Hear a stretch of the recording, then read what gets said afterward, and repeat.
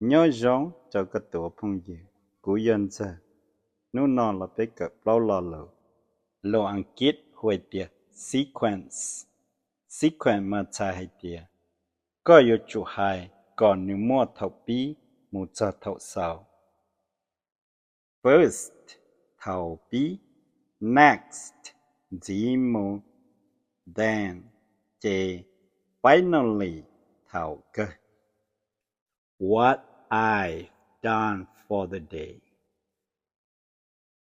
First, I planned to go shopping.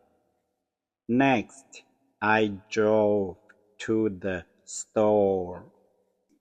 Then I bought my groceries.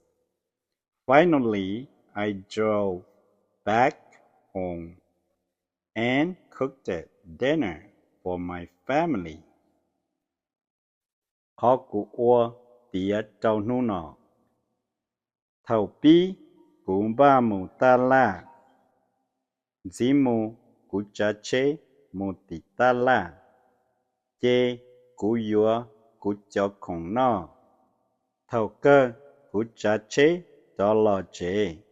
Thía ua mò cho cụ chế nâng nọ.